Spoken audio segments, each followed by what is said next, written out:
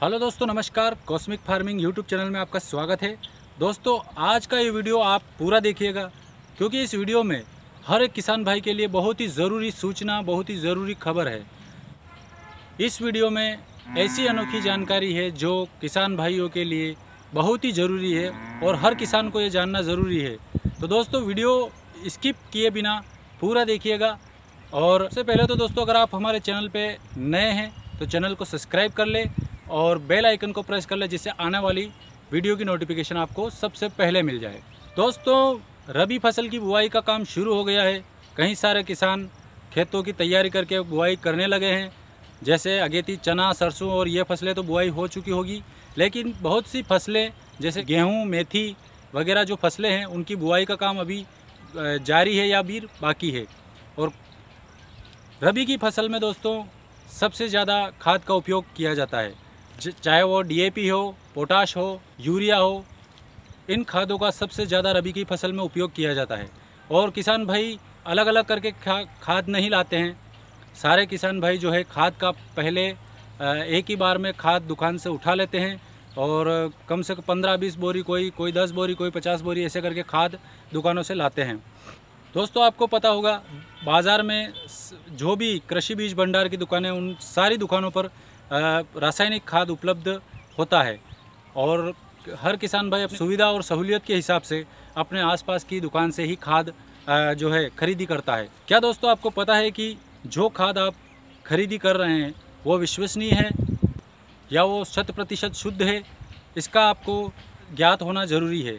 दोस्तों, आप जो खाद खरीद रहे हैं, ये आपको पता होना चाहिए कि क्या वो खाद जो हम खरीद रहे हैं वो खाद 100% शुद्ध है, ओरिजिनल है, या उनमें कोई मिलावट वगैरह तो नहीं है।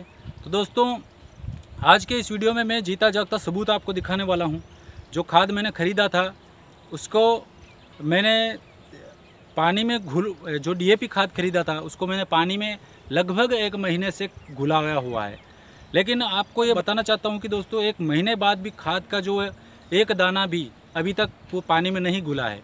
वो जो खाद मैं ख़रीद कर लाया था, मैंने उसको टेस्ट करने के लिए पानी में घोला था कि कहीं वो खाद उसमें कोई मिलावट वगैरह तो नहीं है।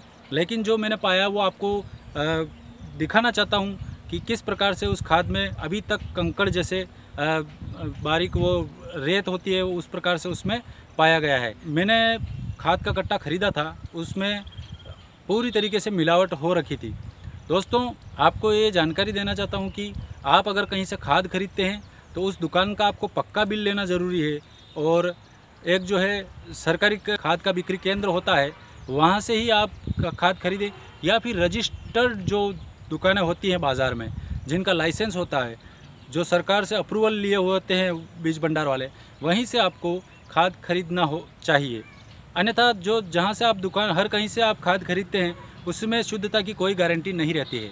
आपको यहाँ तक कि वो खाद का कोई बिल वगैरह, पर्ची कुछ भी नहीं देते हैं, जिससे आप कहीं पर भी शिकायत भी नहीं कर सकते। शिकायत करेंगे तो वो चलेगी भी नहीं।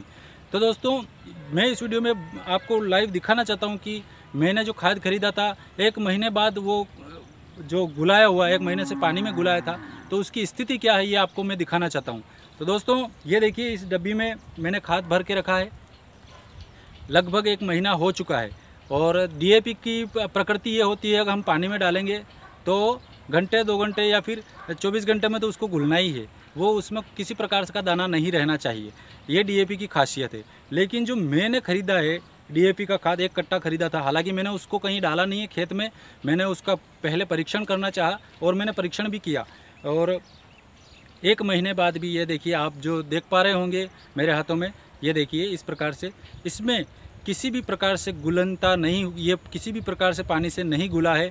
जबकि डीएपी और यूरिया की प्रकृति होती है, किसी भी खाद की, किसी भी रासायनिक की प्रकृति यही होती है कि वो ज़मीन में हम जब डालेंगे, हमारे खेतों में हम डालेंगे, तो वो पानी के साथ घुल के खेत में अपने तत्वों को मिलाए और फसलों को पोषक तत्व जिससे हमारे फसलों को मिल सके और फसलों को पोषण देने के लिए वो पानी के साथ खेतों में घुल मिल जाता है। लेकिन जब हम ये खाद देख रहे हैं, आप देख पा रहे हैं, ये किसी भी प्रकार से घुला नहीं है पूरी तरीके से, सिर्फ इसका काला काला रंग उतरा है। ये देखिए, काला काला पानी हो रखा है इसमें, लेकिन जो दाने हैं वो अभी भी साबुत है। तो लगभग 1 महीने में तो मेरे हिसाब से कुछ रहना ही नहीं चाहिए इसमें दाने टाइप, लेकिन फिर भी आप देख रहे हैं किस प्रकार से, देखिए दाने दाने टाइप हो रखे हैं। तो इस स्थिति को देखते हुए मैं आपको यही बताना चाहता हूँ कि दोस्तों आप जो खाद खरीदते हैं उसको विश्वसनीय दुकान से खरीदें या फिर सरकारी जो विक्रय केंद्र होता है रासायनिकों का वहाँ से आप खरीदिए। और अगर वहाँ से भी नहीं खरीद सकते तो आप जो दुकान जो रजिस्टर्ड होती है और जो लाइसेंसदारी होती है, सरकार से खाद बेचने के लिए अप्रूवल होती है, वहाँ से आप खरीदें। और ख़रीदने के साथ साथ आप वहाँ का पक्का बिल लेना ना भूलें, क्योंकि दोस्तों हम जल्दबाजी में खेतों की तैयारी करने में इतने बिजी होते हैं कि खाद जो हम लाते हैं उसका कोई परीक्षण नहीं करते हैं। विश्वसनीयता पे कोई 100% हम भरोसा करके हम खाद वहाँ से लेके आ जाते हैं अपने खेतों में डालने के लिए। और जब हम खाद डाल देते हैं बिना परीक्षण किए तो हमें ये भी पता नहीं चलता है कि वो खाद हमारे खेत को, हमारी फसल को लगा या नहीं। दोस्तों हम जो खाद डाल रहे हैं वो अगर हमारे फसल को नहीं लगेगा तो वो किसी भी प्रकार से हमारा जो पैसा लगाया हुआ है वो हमारे लिए कोई लाभ का काम नहीं करेगा। और हमारे को चाहे 10,000, 20,000, 25,000 का जो भी खाद खरीदा है वो सारा पानी में जाएगा। तो दोस्तों खाद खरीदने के बाद अगर आप सरकारी केंद्र से खरीदे हैं या फिर कोई लाइसेंस वाले के यहाँ से खरीदे हैं या अन्यत्र कहीं से भी खरीदे हैं, पहले खाद का आपको परीक्षण करना अनिवार्य है। क्योंकि दोस्तों 50 किलो की खाद की बोरी आती है और 50 किलो वज़न बढ़ाने के लिए रेत या कंकरीले जो पत्थर होते हैं छोटे छोटे दाने, उनसे आसानी से वो मिलावटखोर इसमें वज़न बढ़ा देते हैं और ओरिजिनल खाद से आपको वंचित करते हैं। तो दोस्तों ये अब आप देख रहे हैं ये खाद मेरे लिए किसी काम का नहीं है, मैं इसको खेत में ऐसे ही बहा रहा हूँ। तो ये पूरी तरीके से मिट्टी भी इसको नहीं कह सकते, क्योंकि अगर मिट्टी भी होती तो ये खेत में किसी काम आ जाती है, लेकिन ये सारी रेत है, ये वेस्टेज है और इसमें काला काला कलर है, ये अब किसी काम का नहीं है।